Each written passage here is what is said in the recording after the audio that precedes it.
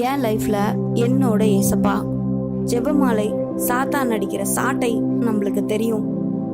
ஆனா போருக்கு போறவங்க வாள் எடுத்துட்டு போவாங்க, குதிரை எடுத்துட்டு போவாங்க, பயங்கரமான சக்தி வாய்ந்த வெப்பன்ஸ் ஆயுதங்களை எடுத்துட்டு போவாங்க. ஆனா நம்மளோட சோல்ஜர்ஸ் ஜெபமாலையை எடுத்துட்டு போய் ஜெயிச்சு வந்த ஒரு காட்சி, ஒரு நிகழ்ச்சி பத்தி தான் நம்ம பார்க்க போறோம். இது ரொம்ப ரொம்ப முக்கியமான ஒரு போர். உலக தேசத்துல எத்தனையோ சண்டைகள் நடந்திருக்கு, எத்தனையோ போர்கள் நடந்திருக்கு. அதுல ஒரு முக்கியமான போர் தான் இந்த பேட்டில் ஆஃப் லெபென்டோ. ஈரோப் தேசத்துல 1500வது வருஷம் நம்ம கிறிஸ்டியன்ஸ் எல்லாரும் கலங்கி தவிச்சு ரொம்ப ஒரு பயத்தோட வாழ்ந்த அந்த காலகட்டம் தாங்க இது. அப்போ முஸ்லிம் ஃபோர்ஸஸ் எல்லாம் ரொம்ப பலமாவும் கோபமாவும் இருந்தாங்க கிறிஸ்டியன்ஸ் மேல. எப்படியாச்சும் கிறிஸ்டியன்ஸை ஒழிக்கணும், அதுதான் அவங்களோட கோல். அதுக்காக அவங்க பயங்கரமா ட்ரெயின் ஆனாங்க. அவங்க போர் பண்ணணும் அப்படின்னு யோசிச்சதுக்கு அப்புறம் அவங்க தேர்ந்தெடுத்தது என்ன தெரியுமா? கடல் படை. தண்ணியில சண்டை போடணும், அது எவ்வளோ ஒரு கஷ்டமான விஷயம் நம்மளுக்கு தெரியும். அவங்க பயங்கரமா அவங்களோட சோல்ஜர்ஸ் எல்லாம் ட்ரெயின் பண்ணி நல்லா வச்சுக்கிட்டாங்க. இந்த மாதிரி சமயத்துல தான் நம்மளோட போப்பாண்டவர் என்ன சொன்னார் அப்படின்னா, ஈரோப் தேசம் முழுவதுக்கும் அறிக்கை கொடுத்தாரு, எல்லாரும் ஜெபமாலை ஜெபிங்க. நம்மளுக்கு இந்த மாதிரி ஒரு பெரிய சண்டை வருது, யுத்தம் வருது, இதுல நம்மளை காப்பாத்திக்கணும் அப்படின்னா நம்மளோட பலமும் நம்மளோட சக்தியும் பத்தாது, தேவமாதாவோட அருள் கண்டிப்பா வேணும் அப்படின்னு சொல்லி எல்லாரும் கையில ஜெபமாலையை எடுத்து ஜெபம் பண்ணுங்க அப்படின்னு சொல்லி சொன்னாங்க. அதே மாதிரியே நம்மளோட ஜனங்க மட்டும் இல்ல, வீட்டுல இருக்க ஜனங்க மட்டும் இல்ல, போருக்கு ரெடி ஆயிட்டு இருக்க நம்மளோட அந்த சோல்ஜர்ஸ் கூட ஜெபமாலை ஜெபிக்க ஆரம்பிச்சாங்க. இந்த மாதிரி சமயத்துல அந்த ஊர்ல இருக்க ஒரு ஆர்ச் பிஷப் என்ன செஞ்சார் அப்படின்னா, மெக்சிகோ தேசத்துல மாதா இருக்காங்கல்ல, நம்மளோட குவாதலூப் மாதா, அவங்க ஒருத்தருக்கு காட்சி கொடுத்தாங்க. அப்போ அவர் மேல ஒரு துணி போட்டிருந்தார், ஒரு சாதாரண ஒரு துணி போட்டிருந்தார். அப்போ அவங்க காட்சி கொடுத்தாங்க அப்படின்றத நிரூபிக்கிறதுக்காக மாதா என்ன செஞ்சாங்கன்னா, அவங்க குவாதலூப் மாதாவா வந்தாங்கல்ல, அந்த உருவத்தை அப்படியே அந்த துணியில பதிச்சு வச்சாங்க. இதை எடுத்துட்டு போய் நீங்க கோயில காட்டுங்க அப்படின்னு சொல்லி சொன்னாங்க. அவர் அந்த டில்மா, அவர் மேல போட்டிருந்த அந்த வஸ்திரத்தை போய் அவங்கள்ட்ட காமிச்சப்போ மாதாவோட உருவம் இருந்துச்சு.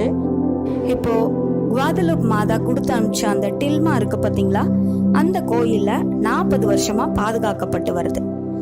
பிஷப் என்ன சொல்றாரு அப்படின்னா, இந்த டில்மால இருக்க உருவத்தை இன்னொரு துணியில அதே மாதிரியே வரைங்க அப்படின்னு சொல்றாரு. அந்த ரெப்ளிகாவை எடுத்துட்டு போய் அவரை தொட்டு, ஏற்கனவே மாதா கொடுத்து அமிச்ச அந்த உருவத்தோட தொட்டு திரும்ப இந்த துணியை எடுத்து பிலிப் II, அவர் தான் அங்க படை வீரரா இருக்கார், அவர்கிட்ட கொடுத்து இத கப்பல்ல கட்டுங்க அப்படின்னு சொல்லி சொல்றாரு. அப்படியே ஜெகஜோதியா பறக்குது வானத்துல அந்த கப்பல்ல. அந்த கொடி அவ்வளோ அருமையா நம்மளோட வேளாங்கண்ணி மாதா கொடி பறக்கிற மாதிரி பறந்துட்டு இருக்கு. அடுத்த நாள் காலையில போர். எல்லாரும் ரெடி ஆயிட்டாங்க. நம்ம சைடு எவ்வளவு பேர் இருக்காங்க, எத்தனை கப்பல் இருக்குன்னு பார்த்தா 208. அவங்க சைடு எத்தனை கப்பல் இருக்குன்னு பார்த்தா 288. 80 அதிகமா அவங்க சைடு இருக்காங்க. நம்மளோட ட்ரூப்ஸ்ல, நம்மளோட படையில இருக்க ஆளுங்க 30,000 பேர்.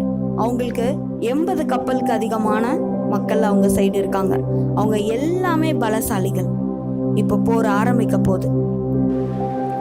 போர் ஆரம்பிக்கும் போதே ஒரு சோகம். என்ன சோகம் அப்படின்னு பார்த்தா, காத்து நம்ம பக்கம் வீசிட்டு இருக்கு, பயங்கரமா வீசிட்டு இருக்கு. இவங்க நினைச்சாங்க அவ்வளவுதான், என்ன இவ்வளோ காத்து நம்ம சைடு வீசிட்டு இருக்கு, நம்மளோட கப்பல் எல்லாம் சாய்தே அப்படின்னு நினைச்சிட்டே இருந்தாங்க. அவ்வளவுதான், ஒரு ஃப்ராக்ஷன் ஆஃப் செகண்ட் என்ன அப்படி ஒரு அற்புதம் நடந்துச்சுன்னு பார்த்தா, இந்த பக்கம் நம்ம சைடு வீசிட்டு இருந்த அந்த காத்து எதிர் சைடு அப்படியே திரும்பிடுச்சு. அவங்க சைடு காத்து அடிக்க ஆரம்பிச்சிருச்சு. எல்லாரும் அந்த மாதிரியான ஒரு சிச்சுவேஷன்ல கூட எல்லாரும் நினைச்சாங்க இது மாதாவோட வேலை தான், மாதா தான் அந்த காத்தை திசை திருப்பி விட்டுருக்காங்க அப்படின்னு சொல்லி பலமா நம்பினாங்க. எல்லாருமே ஒவ்வொருத்தரும் நம்பினாங்க. 5 மணி நேரம் சண்டைங்க. கிட்டத்தட்ட 500 கப்பல்கள் ஒன்னோட ஒண்ணு மோதி சண்டை போட்டு, எங்க பார்த்தாலும் ரத்த வெள்ளம், ஒரே சத்தம். இது எல்லாத்துக்கும் நடுவுல நம்மளோட கிறிஸ்டியன் ஃபோர்ஸ் ஜெயிச்சிருச்சுங்க. இந்த பக்கம் போர் நடந்துட்டு இருக்கு, அந்த பக்கம் ரோம்ல போப்பாண்டவர் உட்காந்து படிச்சிட்டு இருக்காரு. அவர் திடீர்னு அவர் என்ன நினைச்சாரோ தெரியாது, போய் ஜன்னலை திறந்து வைக்கலாம் அப்படின்னு சொல்லிட்டு அவர் போய் ஜன்னலை திறக்கிறாரு. அங்க வெற்றி மாதா காட்சி கொடுத்துருக்காங்க இவருக்கு. வெற்றி மாதாவை பார்த்த உடனேயே போப்பாண்டவருக்கு புரிஞ்சிருச்சு, நம்ம ஜெயிச்சிட்டோம் அப்படின்னு.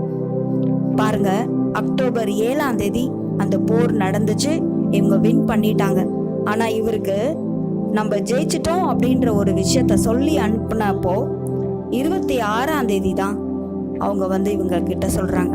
ஆனா நம்மளோட போப்பாண்டவருக்கு மாதா 7ஆம் தேதியே சொல்லிட்டாங்க. நம்மளோட கப்பல்கள் 12 கப்பல் தான் அழிஞ்சிருக்கு, சேதம் அடைஞ்சிருக்கு. ஆனா அவங்க துர்க்கியர் சைடு, முஸ்லிம் சைடு 167 ஷிப்ஸ், அதாவது 167 கப்பல்கள் நாசமா போச்சு.